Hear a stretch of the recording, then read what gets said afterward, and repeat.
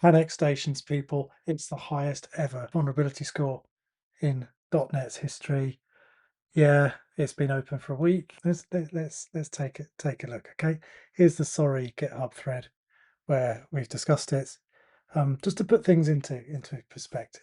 All right, the log4j thing was so bad it made BBC News. Okay, BBC News. All right. 3 days ago, Microsoft have decided to pay for a professionally shot documentary, Denne like Thomasen, these lovely I people in will it, play with you. about how scary the log4j, log4shell vulnerability was. Now, to put things into perspective, that was a 10.0 score. Okay, 10.0. This one that has just been announced by Microsoft is 9.9. 9.9. Now, because they've published this as a 9.9, and Barry Dorrans' explanation is at the top of this thread, which I will link in the description. Okay, there's going to be lots and lots of awkward conversations this week all over the world, and they'll look a little bit like this. This is happening everywhere this week. Okay, you've got Boss Man. He says this new 9.9 score security issue in .NET has just shown up on my super expensive executive security dashboard 3000. Remember the log4j thing? Yeah, 4 years ago that was a 10. All right, this seems very close. It sounds scary. Are we vulnerable? And our full stack hero client, remember him from some of the old videos? Yeah, he says it's okay, boss. The .NET team have released a patch. All right, he thinks that's what he's been told. That's what he's been told. Okay, all right. And then the boss man says, this serious security issue has been in .NET for years and years. How do we know we haven't been hacked already using this? And our poor guy has to say, we don't know. Because what they haven't done is actually tell us how possibly we could have been hacked by this vulnerability that they have published at 9.9. There is no guidance at all from the security team. They just say, we can't give you any guidance, which isn't very helpful. I mean, you could check all of your logs if you've actually kept them. And now Boss Man is super angry. He says, I need to know if I've been hacked. It's 9.9. Scary stuff. Request smuggling. I've just read it in Security Week. This sounds scary.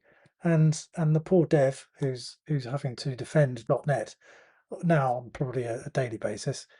So he just doesn't have a Scooby-Doo, all right? Because he's been given no advice or any guidance at all from the .NET team. Nothing, absolutely nothing at all. So I decided for my sins to ask Barry Dorrans here some questions.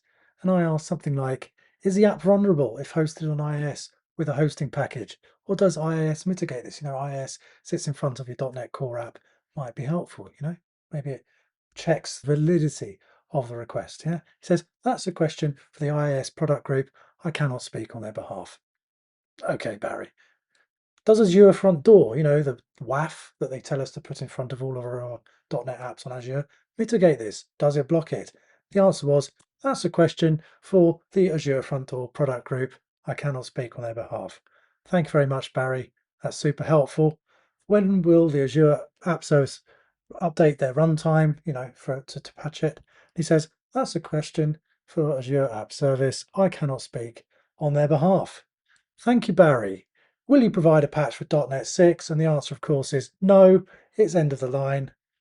Considering it hasn't even really been out 4 years, I think this is shocking, but that's a different discussion. Finally, I say, can you provide any concrete examples of the kind of out of the ordinary request processing that might actually cause your application to be vulnerable to this problem? And his response was, as I've said above, no. No, like Bugs Bunny no.gif. No, I won't actually try to help. So obviously, if you are a good .NET developer, you use Azure App Service to run your .NET apps. Actually, I recommend it. It's really good. So I decided to see a week later. It's been a week now. Yeah, have they actually patched it? Have they patched the big scary 9.9 vulnerability in Azure App Service? .NET info to see what it's actually running on this brand new Azure App Service instance. Okay, and it's running 8.0.16, which is a vulnerable version of the long-term LTS runtime. Okay, guys, this should be updated the day you publish the vulnerability and the updated version of the .NET runtime. This should be 0.0.21 if you want to be safe, okay? Now, there is no excuse for this, because bear in mind, it's the same company that will publish the new versions of the model that OpenAI published, right? GPT-5 was available on GitHub Copilot the day they released GPT-5, okay? So why can't you update the runtime the day the .NET team released the runtime, yeah, with an important security fix, okay? Now, the team have published this blog post. The App Service team is working closely with the .NET team to address a set of issues that have impacted our ability to deliver updates to the .NET runtime versions provided by the platform on Windows.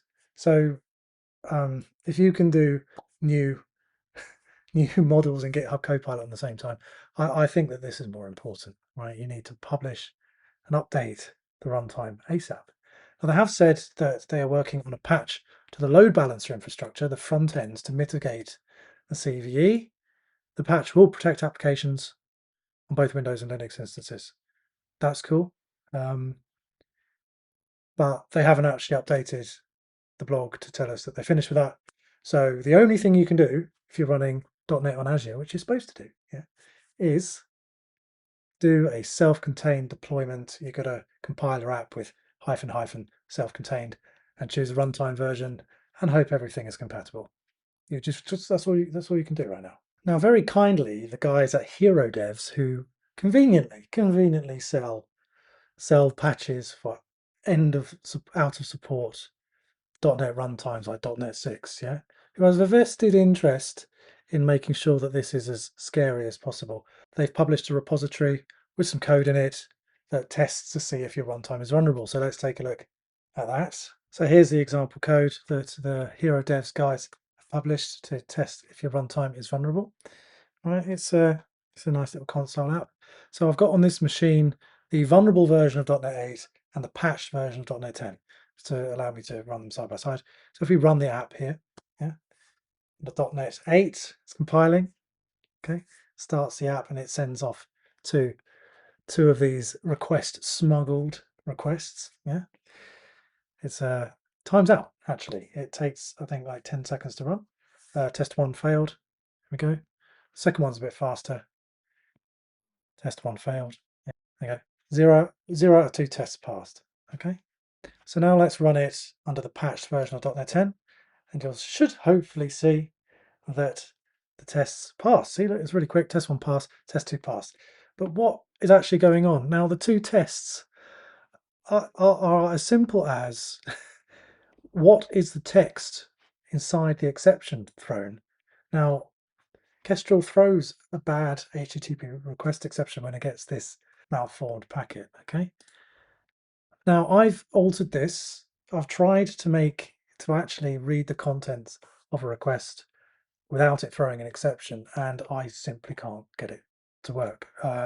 This doesn't actually demonstrate anything bad happening. This doesn't demonstrate an authorization bypass or a practical example of a security issue in your application that could allow you to make the judgment that your application is vulnerable or not.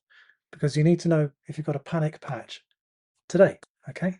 Whilst this is a nice example, I'd love to see an example of calling the wrong controller action or something like that, you know? The fact that this throws an exception here, I mean, is fine, right? Doesn't raise alarm bells to me personally. I'm going to try and help here, okay, and trying to explain to people what I think is actually going on with this new request smuggling vulnerability, okay? So imagine you have this malformed request and the delete request here has been smuggled in, hidden within the main request using HTTP chunking.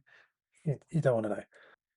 So the .NET app, in theory, although I can't actually make this happen despite faffing around with a reproduction sample for a very long time, right? We'll split the requests and process them separately, all right? So imagine you've got 2 controller actions. One is get for a user, which any user can access. You just need a user role, and delete, which needs to be an admin for, okay, just as an example. If the user role is included as a token in both of these requests, and if you're using an attribute, authorization attribute, on your action, the user role will work for the get, But because the admin role is required for delete, it will reject the request. You'll get a 400, everybody's happy, even though the request has been smuggled, okay? What happens though, if you remove the check, for some reason, you've removed the authorization checks from your application, and for some reason you've decided to move the authorization checks outside your application to something else, like an API gateway or a reverse proxy or some weird pipeline thing that your boss has paid millions of dollars for, okay? In this instance, the authorization checks are happening when the request hits that external gateway, right? So it sees that the request is a GET request for user, checks that the user token is there, and accepts the request. The problem is, because the request was malformed, it's missed the hidden request, the delete thing, which doesn't have a token in it. So it passes this through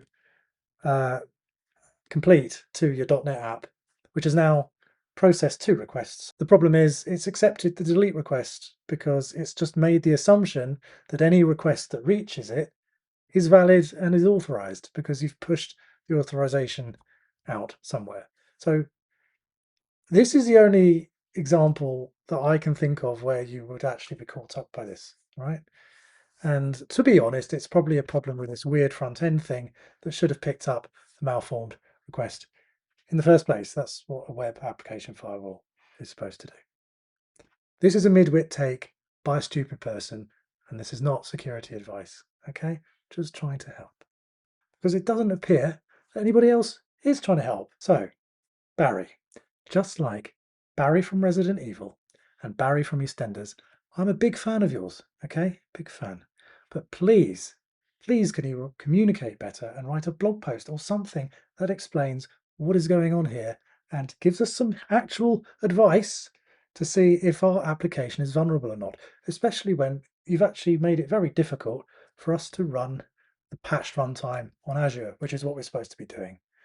Okay, as the head of .NET security, I think your job is also not just to keep .NET secure, but to manage the optics of .NET security. All right, that's my theory. All right, and by making this a 9.9, okay, when nobody knows if they're affected or not, if there was a 7 or an 8, I wouldn't even be making this video. I don't care. Okay, I'd just patch, and we'd all do it in time. But because it's a 9.9, the highest ever, this implies that either you are hiding something and you know that this is bigger and more scary than you're letting on, or you are crying wolf. You're crying wolf. And next time we won't listen, sadly. So please, let's improve the communication of what is like almost log4j level scariness. All right, please write a blog post, Barry, please, begging you. If I've said something wrong in this video, which is highly likely, my videos are full of mistakes, please correct me in the comments, and the best correction I will pin to the top, okay, of the comments. Thank you very much for watching. If you found this cringe, please hit the like button or subscribe. I'll be very happy. Thank you very much. Cheers.